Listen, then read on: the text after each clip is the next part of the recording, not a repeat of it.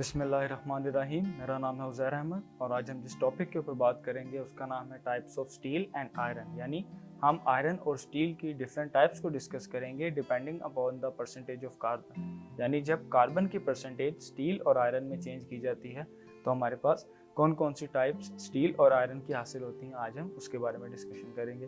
तो जिस तरह आप अपने सामने एक ग्राफ देख सकते हैं, इसके हॉरिजॉन्टल एक्सिस पे मैंने परसेंटेज कार्बन बाय वेट को कंसीडर किया है। मतलब जो हॉरिजॉन्टल एक्सिस की लाइन है ये परसेंटेज कार्बन बाय वेट को डिनोट कर रही है।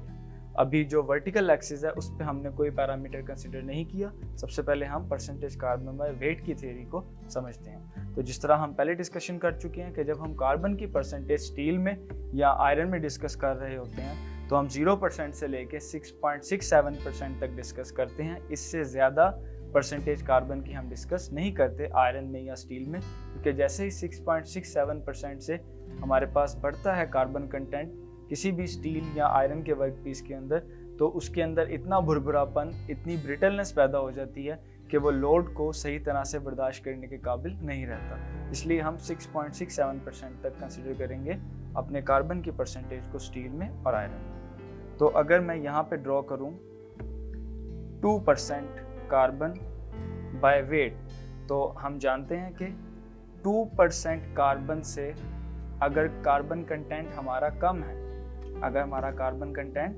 2% कार्बन से कम है तो इसको कहा जाता है स्टील।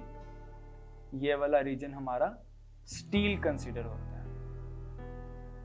और अगर हमारे पास कार्बन कंटेंट 2% से बढ़ जाता है, 2% से लेके 6.67% तक होता है, तो इस पोर्शन को कास्ट आयरन कहा जाता है।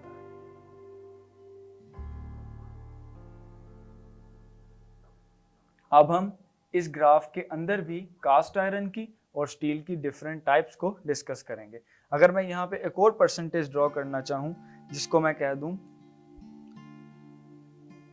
0.8%, और यहाँ पे एक और अगर मैं ड्रॉ करना चाहूँ जिसको मैं कह दूं 4.1%, और इन दोनों के भी अगर मैं रेस कर दूं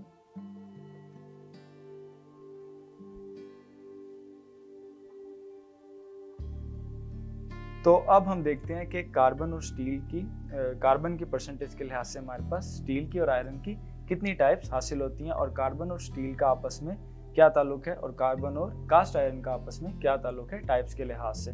तो हमारे पास 0.8% पे 0.8% कार्बन जिस स्टील के अंदर हमारे पास होता है उसको यूटेक्टॉइड स्टील कहा जाता है। उसको हम यूटेक्टॉइड स्टील कहते हैं। और 0.8% कार्बन से कम हमारे पास जो स्टील होता है, मतलब ऐसा स्टील जिसमें 0.8% से कम कार्बन होती है हमारे पास, that is called hypoeutectoid steel. इस स्टील को हाइपो यूटेक्टॉइड स्टील कहा जाता है। इसी तरह हमारे पास वो स्टील जिसमें कार्बन की परसेंटेज 0.8% से लेके 2% तक होती है, इसका हमारे पास नाम है हाइपर यूटेक्टॉइड स्टील। तो हमारे पास 0.8% कार्बन पर जो स्टील होता है that is called eutectoid steel. 0.8% से 0 के दरमियान हमारे पास अगर कार्बन की रेंज है तो उसको हम हाइपो यूटेक्टॉइड स्टील कहते हैं, और अगर हमारे पास 0.8% से लेके 2% तक कार्बन की रेंज है तो उसको हाइपर यूटेक्टॉइड स्टील कहा जाता है। इसी तरह अगर हम कास्ट आयरन के रीजन की तरफ आते हैं तो 4.1% कार्बन की परसेंटेज के लिहाज से हमारे पास जो कास्ट आयरन हासिल होता है उसको यूटेक्टिक कास्ट आयरन कहा जाता है। और जो हमारे पास इस रेंज के अंदर कास्ट आयरन आता है, मतलब 2% से 4.1% तक सेम मेथड अप्लाई होगा, उसको हम कहते हैं हाइपो यूटेक्टिक कास्ट आयरन। और जो कास्ट आयरन में हमारे पास कार्बन की परसेंटेज 4.1 से 6.67% के दरमियान होती है उसको हाइपर यूटेक्टिक कास्ट आयरन कहा जाता है। तो इस तरह हमारे पास कास्ट आयरन और स्टील की 5-6 बेसिक टाइप्स इस ग्राफ के लिहाज से आ जाती हैं। उसको हम सम अप कर लेते हैं जल्दी से। अगर हमारे पास 0.8% कार्बन है स्टील के अंदर तो उसको यूटेक्टॉइड स्टील कहा जाता है। इसी तरह अगर 0.8% से लेके 0% के दरमियान हमारे पास कार्बन कंटेंट है दैट इज कॉल्ड हाइपोयूटेक्टॉइड स्टील। इसी तरह अगर हमारे पास कार्बन कंटेंट 0.8% से लेके 2% तक जाता है तो उसको हम हाइपर यूटेक्टॉइड स्टील के नाम से जानते हैं। अब बात करते हैं कास्ट आयरन की तरफ। तो जैसे ही 2% से कार्बन कंटेंट बढ़ता है तो स्टील हमारा खत्म हो जाता है, अब कास्ट आयरन स्टार्ट हो जाता है। कास्ट आयरन में हमारे पास 4.1% पे जो कास्ट आयरन बनता है उसको यूटेक्टिक कास्ट आयरन कहा जाता है। अब बाज़ बुक्स में या बाज़ जगहों पर ये परसेंटेज 4.1 की बजाय 4.3 भी हो सकती है, थोड़ी सी इसमें वेरिएशन आ सकती है। इसी तरह 4.1 से लेके 2% के दरमियान हमारे पास अगर कोई कास्ट आयरन आता है जिसमें कार्बन की परसेंटेज इस रेंज में है तो उसको हाइपोयूटेक्टिक कास्ट आयरन कहा जाता है।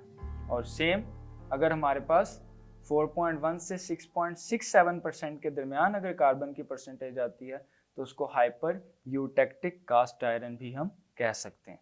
तो इस तरह हमारे पास कास्ट आयरन और स्टील की डिफरेंट टाइप्स आ गई हैं और ये टाइप्स टोटली डिपेंड करती हैं कि हमारे पास जो वर्क पीस का मटेरियल है उसके अंदर कार्बन कंटेंट कितना है। इसके अलावा कार्बन की चंद मजीद टाइप्स होती हैं जिनको हम डिस्कस कर लेते हैं। तो अगर हम स्टील की टाइप्स होती हैं कार्बन के लिहाज से जिनको हम मजीद डिस्कस कर सकते हैं। तो अगर हम टाइप्स ऑफ स्टील की बात करें, क्योंकि हीट ट्रीटमेंट ज़्यादातर स्टील की जाती है, तो अगर हम टाइप्स ऑफ स्टील की बात करें तो स्टील की टाइप्स हमारे पास आती हैं। सबसे पहली है लो कार्बन स्टील।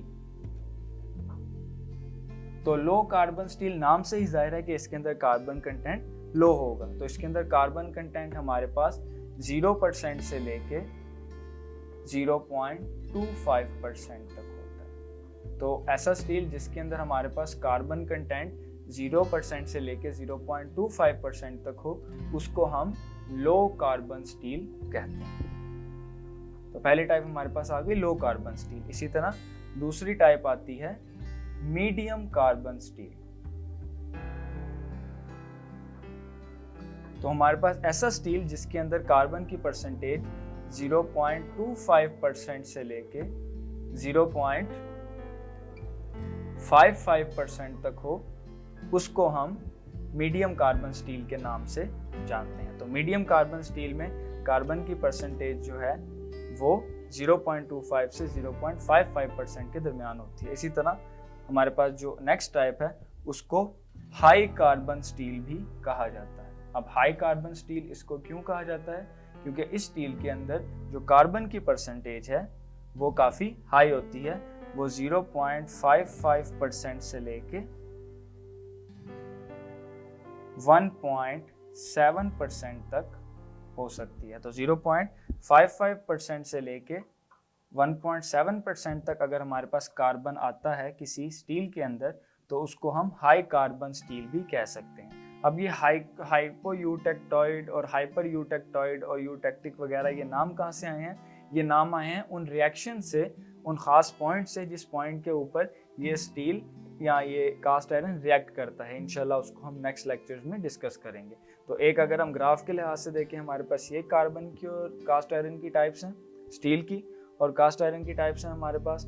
और अगर हम टाइप्स ऑफ स्टील को उस तरह बड़ी बड़ी कैटेगरीज में डिवाइड करें, उसको लार्ज कैटेगरीज में या बेसिक कैटेगरीज में डिवाइड करें तो हमारे पास 3 तरह का जो स्टील है वो हासिल होता है। Low carbon steel, medium carbon steel and high carbon steel. Low carbon steel में हमारे पास कार्बन की परसेंटेज 0% से लेके 0.25% तक होती है। इसी तरह मीडियम कार्बन स्टील में हमारे पास कार्बन की परसेंटेज 0.25 से लेके 0.55% तक होती है।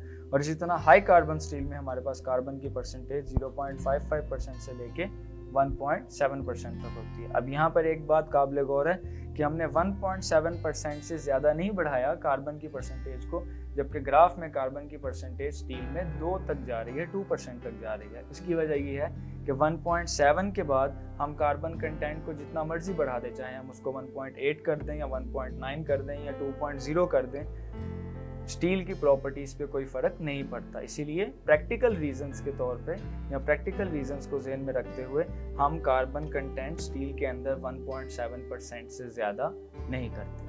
इसी तरह अगर हम कास्ट आयरन की बात करें तो कास्ट आयरन के अंदर भी जो कार्बन कंटेंट है उसको 4.3% से 4.5% से ज़्यादा नहीं बढ़ाया जाता प्रैक्टिकल रीजंस के लिए। थ्योरेटिकल रीजंस के लिए वो 6.67% तक जा सकता है, लेकिन प्रैक्टिकली 4.3 या 4.5% के बाद कार्बन के बढ़ने से कास्ट आयरन की खसूसियात पे कोई ख़ास फ़र्क नहीं पड़ता। तो ये हमारे पास कार्बन की चेंजिंग के लिहाज से स्टील और कास्ट आयरन की डिफरेंट टाइप्स थी जिनको हमने डिस्कस किया। उम्मीद है आपको इस लेक्चर की समझ आएगी। अगर लेक्चर के बारे में कोई भी क्वेरी या कोई भी सवाल हो तो आप पूछ सकते हैं। अल्लाह हाफिज़।